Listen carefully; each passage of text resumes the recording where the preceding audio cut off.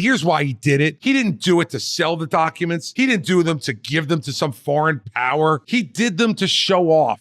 Look what I have. Look, I'm still really the president. This is the real core problem with him, David. But doesn't this pale in comparison to the crimes of the Biden family? Let's Robert see. Peters We'll find sold out. I don't know. Do we have time to talk about the $2 billion that Jared Kushner has gotten from the Saudis and why he got that money? Is it because he's such an expert investor? The guy who bought 666 Fifth Avenue and nearly bankrupted his entire company? He's actually a pretty smart guy. I mean, no. He's a genius. He's an absolute genius, David.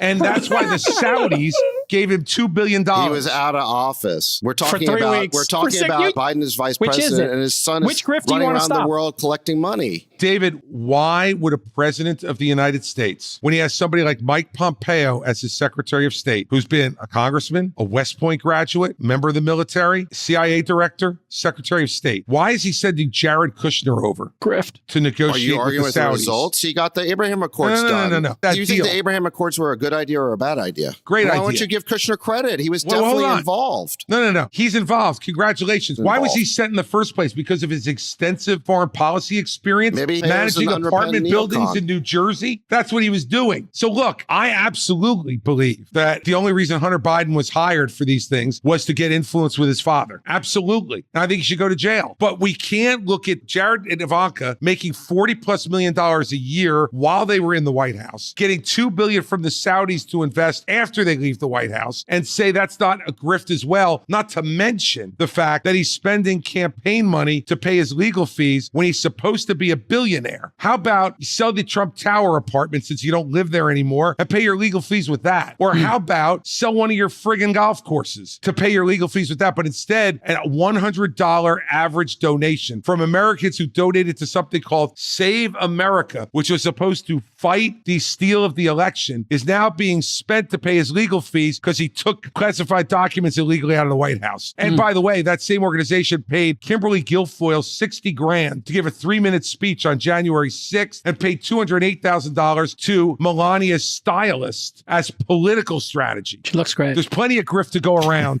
Yeah, and I'll tell you this. The grift is deep. The Christie administration, no member of my family will make money off of the fact that I'm president. You can't say that about Trump or Biden.